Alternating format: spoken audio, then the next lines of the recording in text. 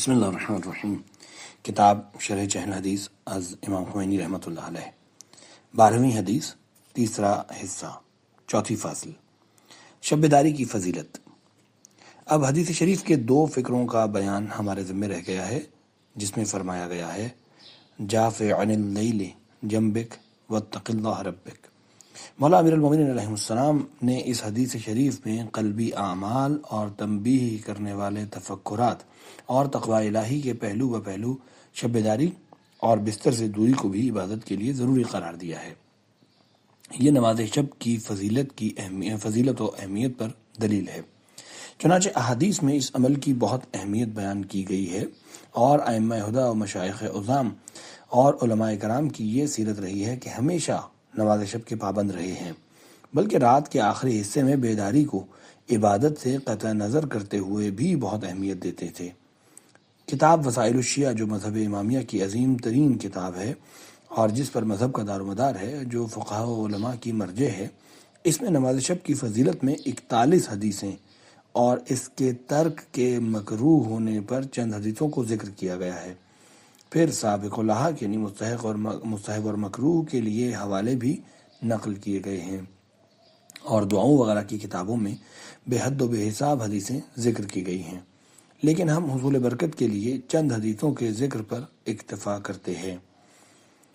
کافی میں معاویہ بن عمار سے روایت ہے کہ میں نے امام جعفر صادق علیہ السلام کو فرماتے ہوئے سنا کہ رسول خدا نے حضرت علی علیہ السلام کو جو وصیت فرمائی تھی، اس میں فرمایا تھا، اے علی، میں تم کو تمہاری ذات کے بارے میں چند باتوں کی وصیت کرتا ہوں، ان کو محفوظ کر لو۔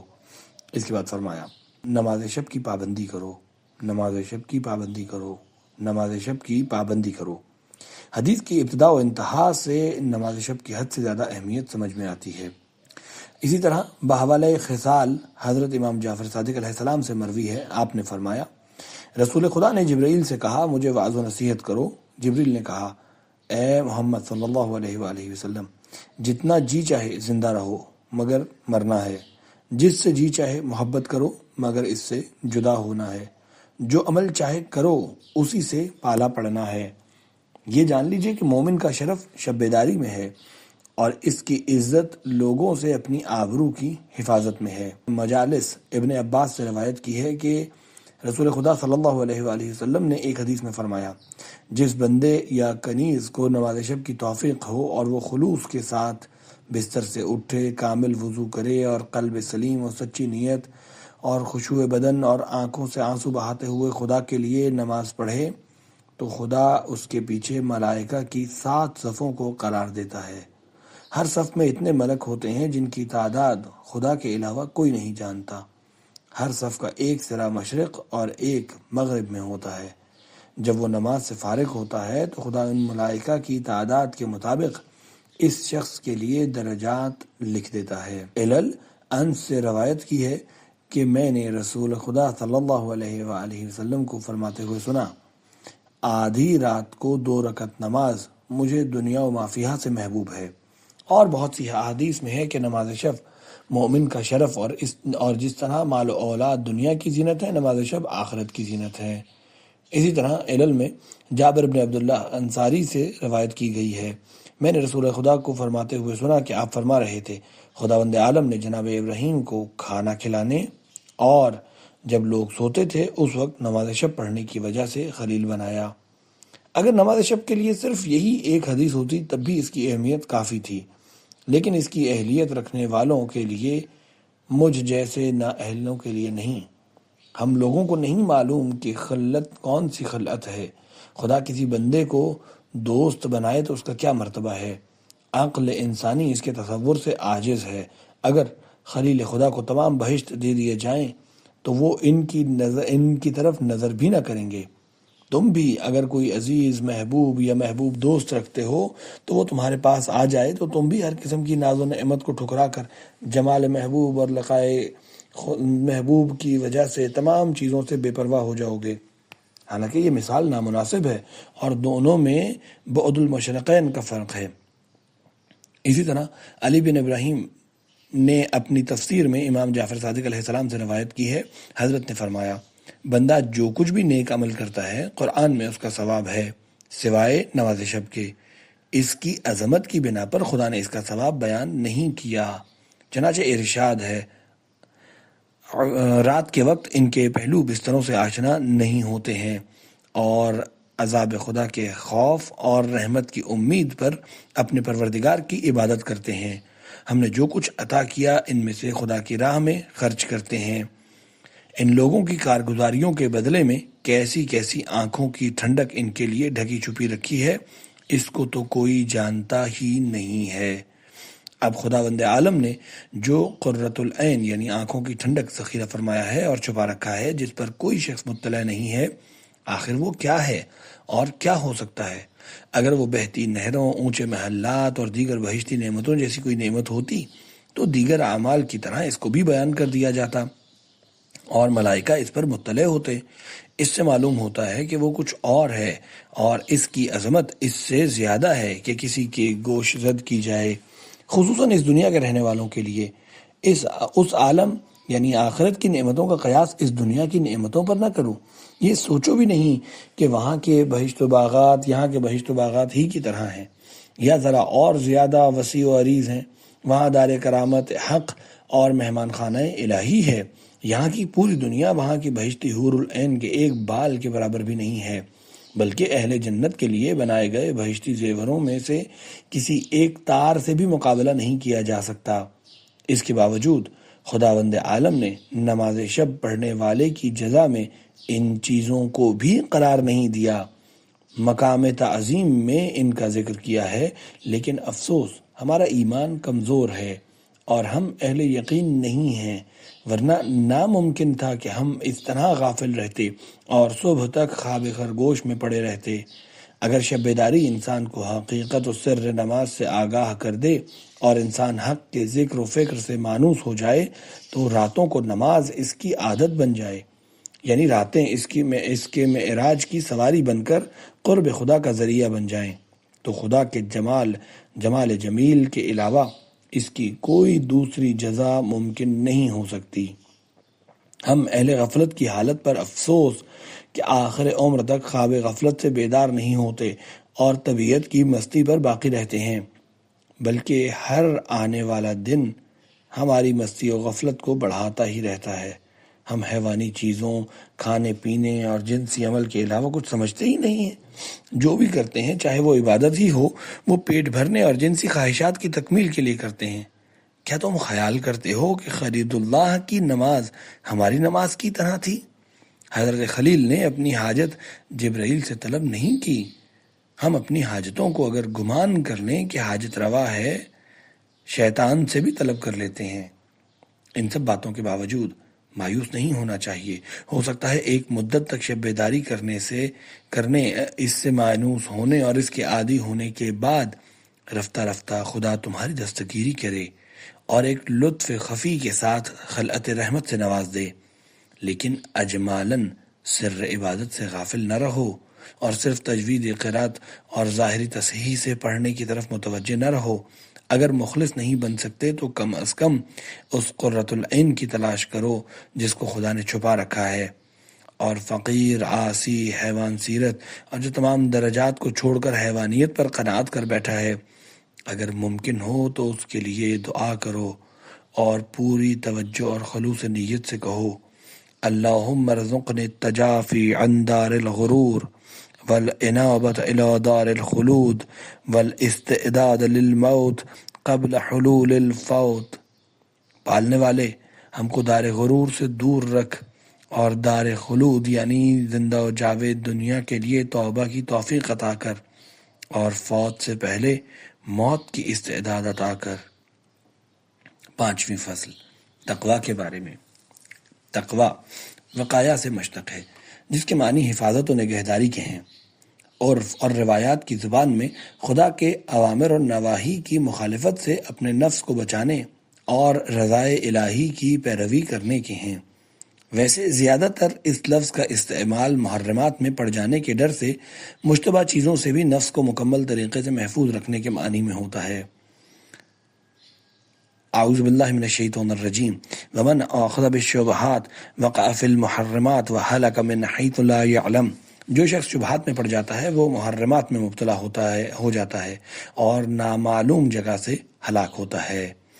یہ معلوم ہونا چاہیے کہ تقوی اگرچہ مدارج کمال اور اعلیٰ مقامات میں سے نہیں ہے، لیکن تقوی کے بغیر کسی منزل تک پہنچنا بھی ممکن نہیں ہے، اس لیے کہ جب تک نفس محرمات کی گندگی سے آلودہ رہتا ہے، نہ باب انسانیت میں داخل ہوتا ہے اور نہ اس راہ کا سالک ہو سکتا ہے، اور جب تک لذتوں کا عادی اور نفسانی خواہشات اور لذتوں کی مٹھاس اس کے کام و دہن میں ہے، وہ انسانی کمالات کا پہلا مقام بھی حاصل نہیں کر سکتا۔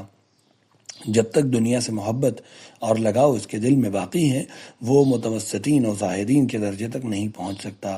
جب تک حب نفس اس کی ذات میں پوشیدہ ہے، مخلصین و محبین کے درجے تک نہیں پہنچ سکتا، اور جب تک ملک و ملکوت کی کثرت اس کے قلب میں ظاہر ہے، مجذوبین کے درجات تک نہیں پہنچ سکتا۔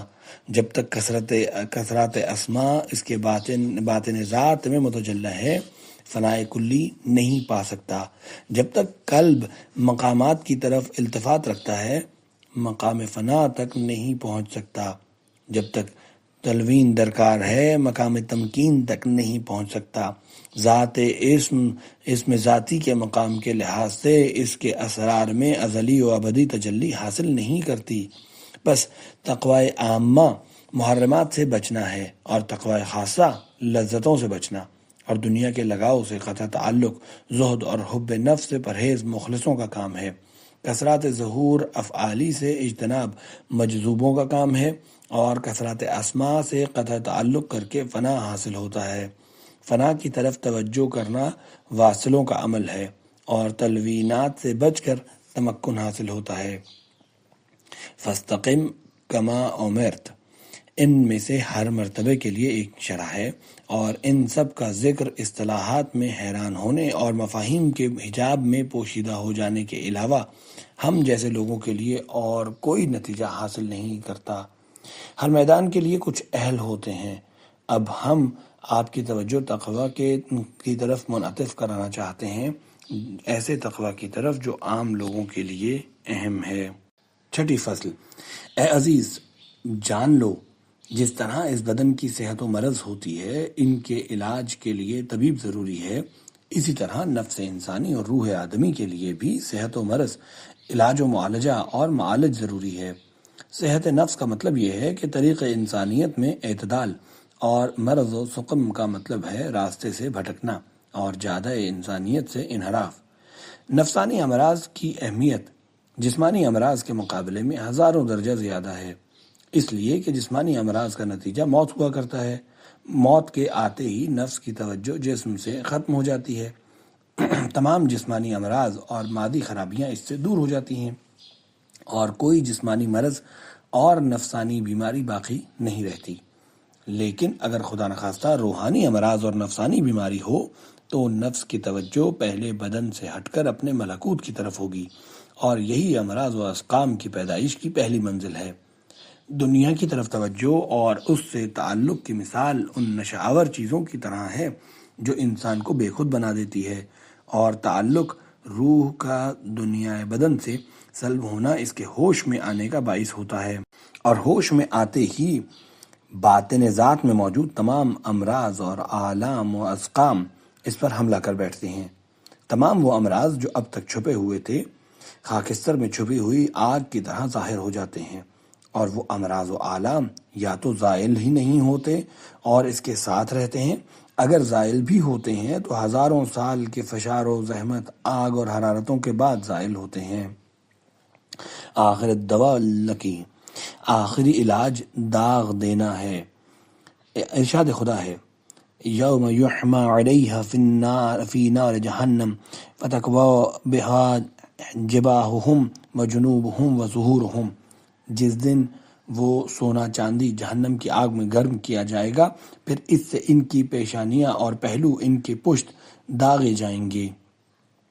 انبیاء کرام شفیق طبیب کی طرح ہیں، جو مریضوں کے حالات کے مطابق بڑی شفقت و مہربانی اور ہمدردی سے ان کی صحت کے لیے مختلف قسم کے نسخے لاتے ہیں اور ہدایت کے راستوں کی رہنمائی کرتے ہیں۔ ہم لوگ طبیب ہیں اور حق شاگرد۔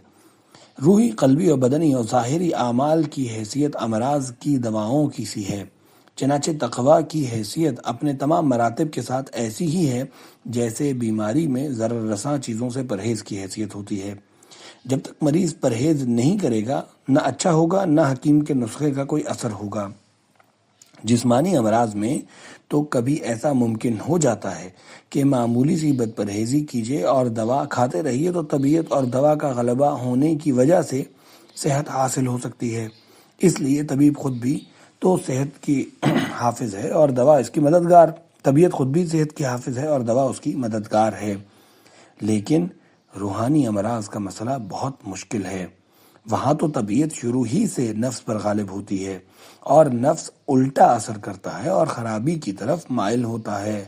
ان النفس لامارۃ بالسوء، اس لیے تھوڑی سی بد پرہیزی سے نفس پر مرض غالب آ جاتا ہے، چاروں طرف سے خرابیاں پیدا ہو جاتی ہیں، یہاں تک کہ اس کی صحت بالکل ہی ختم ہو جاتی ہے۔ بس جو شخص صحت نفس کی طرف مائل ہو اور اپنے حال پر مہربان ہو، اپنی صحت سے دلچسپی رکھتا ہو، اس کو یہ معلوم کر لینے کے بعد کہ عذاب علیم سے چھٹکارے کا انحصار انبیاء علیہ السلام کے حکم پر عمل کرنے پر ہے، اور انبیاء کے تمام فرامین و احکام کا انحصار دو چیزوں پر ہے۔ اول، نفس کی اصلاح کرنے والی اور اس کو صحیح و سلامت رکھنے والی چیزوں کا استعمال کرنا۔ دوم، ضرر اور تکلیف پہنچانے والی چیزوں سے پرہیز کرنا۔ یہ تو معلوم ہی ہے کہ نفسانی برائیوں میں حرام چیزوں کا ضرر سب سے زیادہ ہے، اسی لیے ان کو حرام کیا گیا ہے، اور اصلاح کرنے والی چیزوں میں واجبات کی اہمیت سب سے زیادہ ہے، اسی لیے انہیں واجب کیا گیا ہے۔ یہی دونوں مرحلے ہر چیز سے افضل اور ہر مقصد سے مقدم ترقی و پیش رفت کی تمہید اور مدارج و مقامات انسانی کی ترقی کے منحصر راستے ہیں۔ پس اگر کسی نے ان چیزوں کی پابندی کی تو وہی اہل سعادت و نجات ہے، اور ان دونوں میں بھی اہم حرام باتوں سے اجتناب اور تقویٰ ہے۔ اہل سلوک بھی اسی مقام کو مقام اول پر مقدم شمار کرتے ہیں۔ روایات و اخبار اور نہج البلاغہ کے خطبوں کو دیکھنے سے واضح ہوتا ہے کہ حضرت معصومین علیہ السلام بھی اسی مرحلے کو زیادہ اہمیت دیتے ہیں۔ لہٰذا اے میرے عزیز، اس پہلے مرحلے کو بہت اہم سمجھو اور اس کی زیادہ پابندی اور مراقبت کرو، کیونکہ اگر پہلا قدم تم نے صحیح اٹھایا اور اس بنیاد کو مستحکم کر لیا تو دیگر مقامات تک پہنچنے کی امید ہے، ورنہ دوسرے مقامات تک پہنچنا ناممکن ہے اور نجات بہت ہی مشکل و دشوار۔ جناب عارف بزرگوار اور ہمارے عالی مرتبہ شیخ فرمایا کرتے تھے، سورہ حشر کی آخری آیتوں کو یا ایھا الذین آمنوا اتقوا اللہ ولتنظر نفس ما قدمت لغد سے لے کر آخر سورہ تک نمازوں کے بعد تعقیبات میں معنی میں غور و فکر کرتے ہوئے پڑھنا، خصوصاً رات کے آخری حصے میں جب دل فارغ ہوتا ہے اور اصلاح نفس کے لیے بہت ہی مؤثر ہے، شیطان اور نفس کے شر سے بچنے کے لیے۔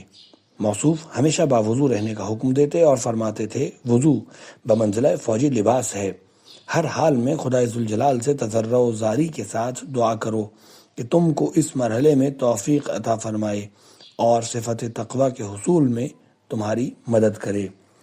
جان لو کہ شروع میں یہ بات ذرا سخت اور مشکل معلوم ہوگی، لیکن کچھ دنوں کی پابندی کے بعد زحمت راحت سے بدل جائے گی اور مشقت آسانی سے، بلکہ ایک خالص روحانی لذت سے بدل جائے گی کہ اس کے اہل تمام لذتوں کے مقابلے میں اس کو ترجیح دیں گے۔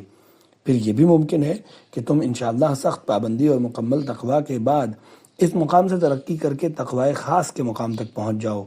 یہ تقوی نفسانی لذات میں سے ہوگا، اس لیے کہ جب روحانی لذت کا مزہ چکھ لو گے تو رفتہ رفتہ جسمانی لذتوں سے منصرف ہو جاؤ گے اور اس سے پرہیز کرنے لگو گے۔ اس وقت راہ سہل و آسان ہو جائے گی، پھر نتیجہ یہ ہوگا کہ فانی اور نفسانی لذتوں کو ہیچ سمجھنے لگو گے، بلکہ ان سے متنفر ہو جاؤ گے۔ دنیا کی زیب و زینت تمہاری نظروں میں بری اور بیہودہ نظر آنے لگے گی، اور تم محسوس کرنے لگو گے کہ اس دنیا کی ہر لذت نفس پر اثر انداز ہوتی ہے، دل پر ایک سیاہ دھبا ڈال دیتی ہے جو اس دنیا سے شدید انس و محبت کا سبب بن جاتا ہے، اور یہ خود زمین میں ہمیشہ رہنے کی امید کا سبب بنتا ہے اور موت کے وقت ذلت و سختی اور زحمت و فشار سے بدل جاتا ہے، کیونکہ سکرات موت اور نزع روح کی سختی انہیں دنیاوی لذتوں اور حب دنیا کی بنا پر ہی ہوتی ہیں۔ چنانچہ اس سے پہلے بھی اس طرف اشارہ کیا گیا ہے، اور جب انسان اس مطلب کی طرف متوجہ ہو جاتا ہے تو اس دنیا کی لذتیں اس کی نظروں سے بالکل ختم ہو جاتی ہیں۔ وہ پوری دنیا و زیبائش دنیا سے بیزار ہو جاتا ہے اور بھاگنے لگتا ہے۔ یہ خود تقویٰ کے مقام دوم سے اس کے تیسرے مقام کی طرف ارتقاء کے مترادف ہے۔ اس کے بعد سلوک اللہ کا راستہ سہل و ہموار ہو جاتا ہے اور انسانیت کا راستہ اس کے لیے وسیع اور روشن ہو جاتا ہے۔ پھر رفتہ رفتہ اس کا ہر قدم حق کا قدم، اس کی ریاضت حق ہو جاتی ہے، اور وہ نفس اور اس کے اطوار و آثار سے بھاگنے لگتا ہے اور اپنے اندر حق سے محبت کا مشاہدہ کرتا ہے، اور بہشت و حور و قصور کے وعدوں پر قناعت نہیں کرتا، بلکہ اس کا منظور نظر اور مقصد کوئی دوسرا ہوتا ہے۔ خود بینی و خود غرضی سے نفرت کرتا ہے، محبت نفس سے بچتا اور اپنی طرف توجہ کرنے سے پرہیز کرتا ہے۔ وہ خود غرضی کے قریب بھی نہیں پھٹکتا۔ یہ بہت اعلیٰ و بلند مرتبہ اور خوشبو ولایت کے حصول کا پہلا درجہ ہے۔ خداوند عالم اپنے پہلو لطف میں اس کو جگہ دیتا ہے اور اس کی دستگیری کرتا ہے، اس پر خصوصی لطف و کرم نازل کرتا ہے۔ اس کے بعد سالک کے لیے جو چیزیں پیش آتی ہیں وہ تو گنجائش تحریر سے بھی باہر ہیں۔ والحمد للہ۔